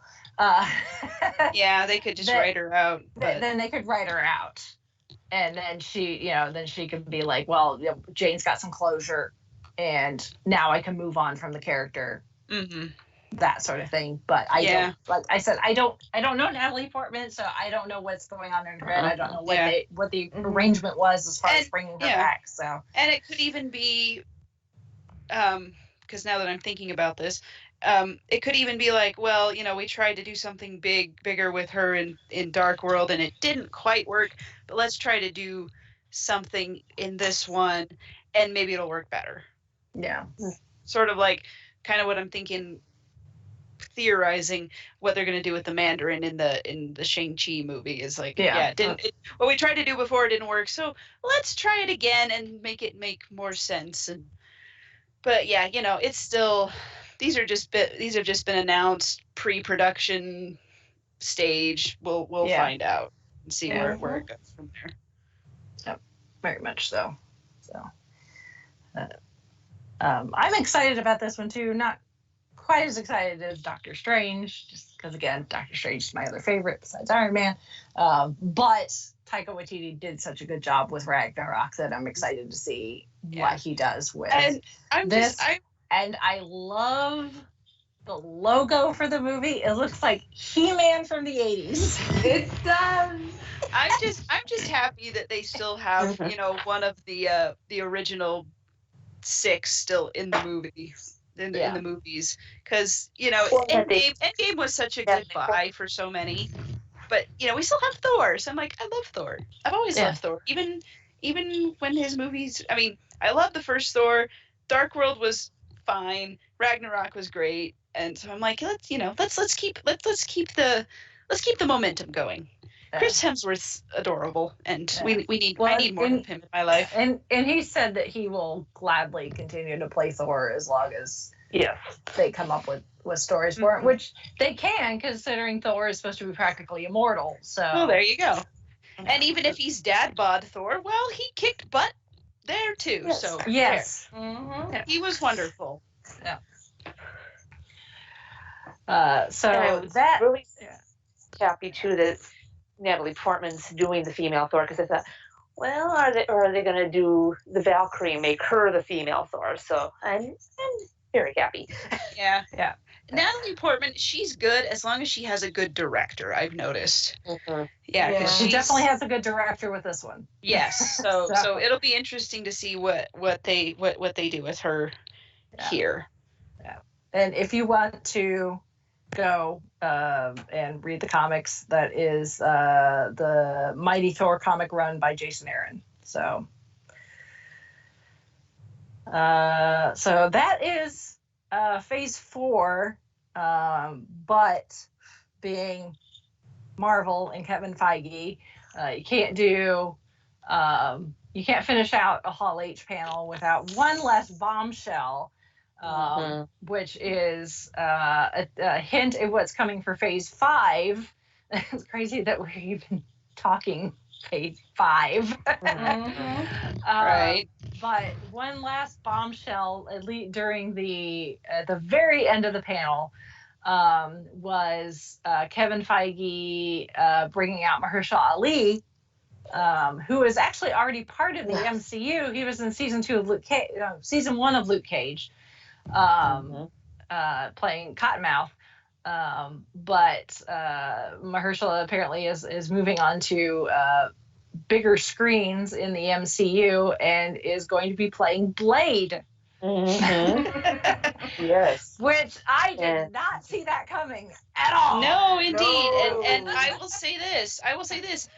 Mahershala Ali, he's been good. He's been in some really good stuff.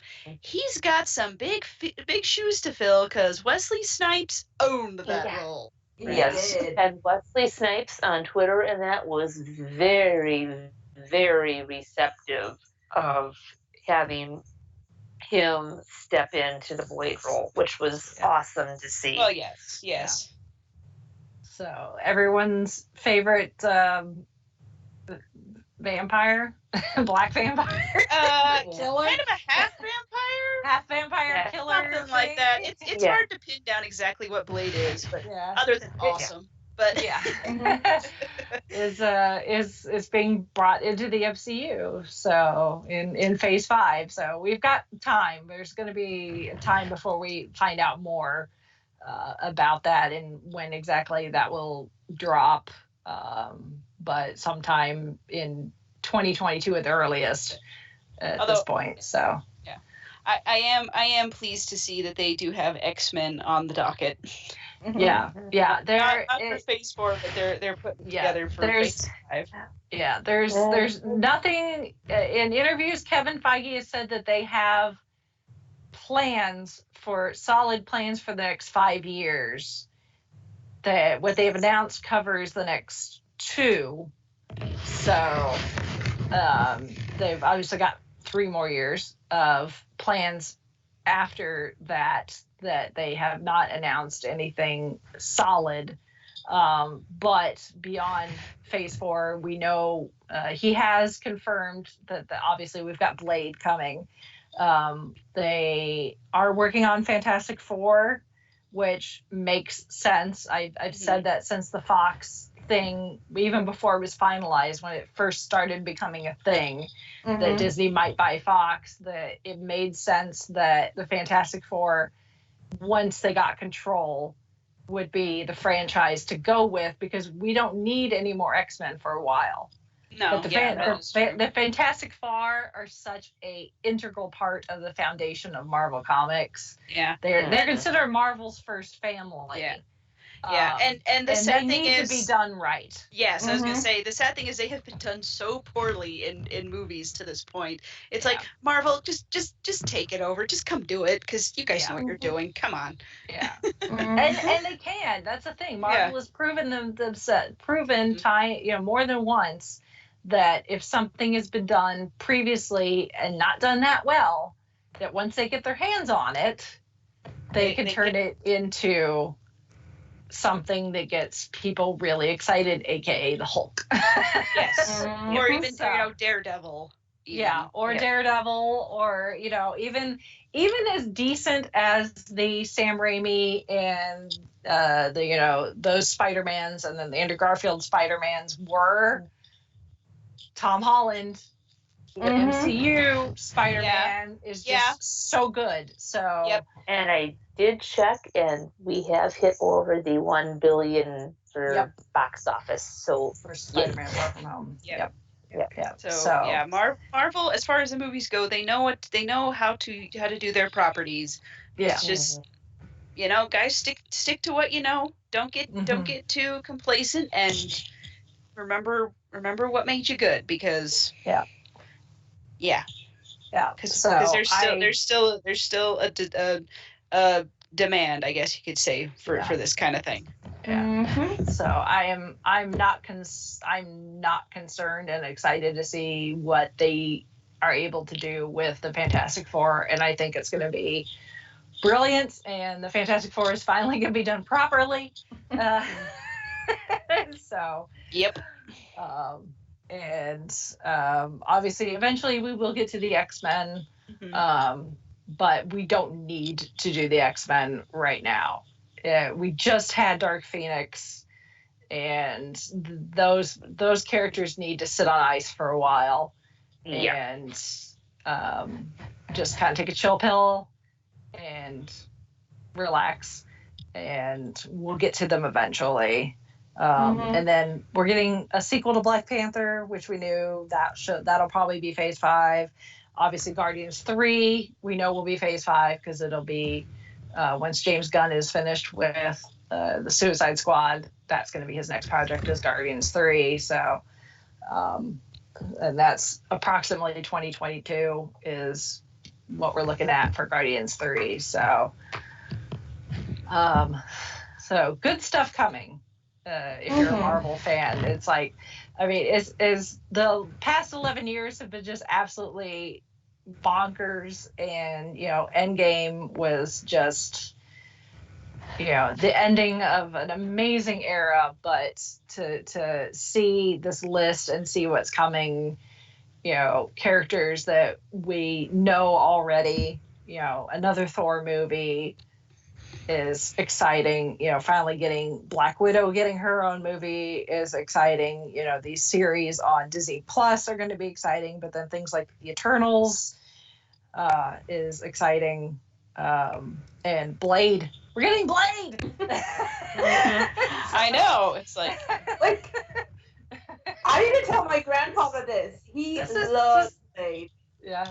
It's just nuts. It's just crazy. It's a really, really good time to be a Marvel comic fan. So, and Disney Plus will get released in November, and the Marvel series will start dropping next year. So, it's exciting. So. Yeah. So, look forward to that, guys. Mm-hmm. Gals and everybody else. We're gonna have some fun coming up. Mm-hmm. And it was San Diego Comic-Con. There was a lot going on, and we only, as much as we did cover, we only scratched the surface. Yes. So if there was something we missed, which we know there was plenty that we didn't talk about, but you want to discuss and that you want to bring to our attention and to the attention of our listeners, just drop us some feedback and, let us know what your favorite part of San Diego Comic-Con was.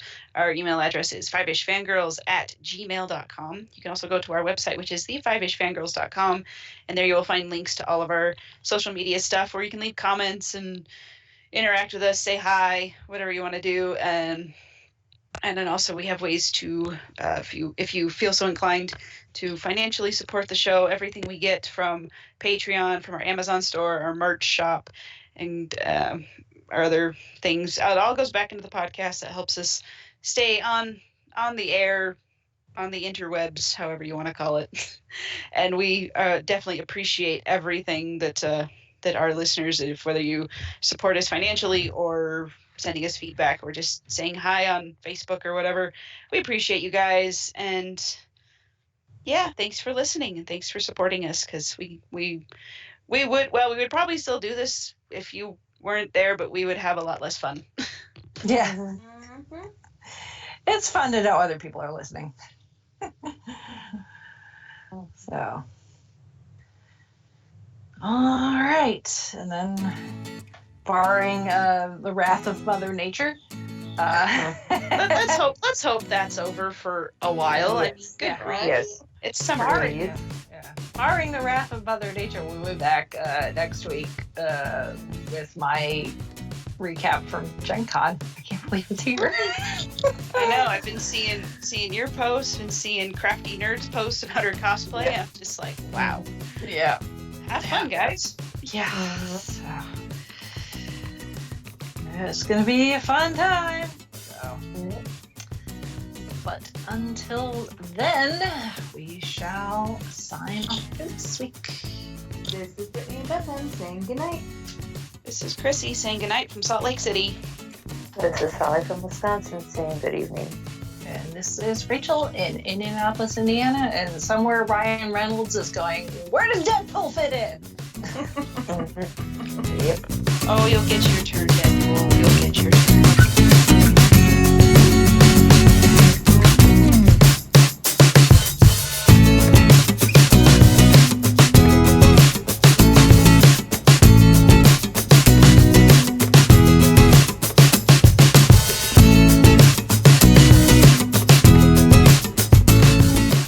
You have been listening to the Fiveish Fangirls podcast. You can find more episodes and information at thefiveishfangirls.com. Any and all books, movies, games, and any other forms of media mentioned are owned and operated by the respective copyright holders. No copyright infringement is intended or implied. If you wish to support the show, the easiest way is to leave us a rating and review on iTunes. More ratings and reviews will make it easier for others to find the show. If you wish to support us monetarily, you can do so at patreon.com/Fiveish Fangirls podcast. All money goes towards fees and equipment to keep the show going. For official Fiveish Fangirls merchandise, visit redbubble.com/people/Fiveish Fangirls. We love hearing from our listeners and encourage feedback. You can email us at fiveishfangirls@gmail.com. You can also like and follow us on Facebook at facebook.com/Fiveish Fangirls. Thank you so much for listening, and may the squee be with you.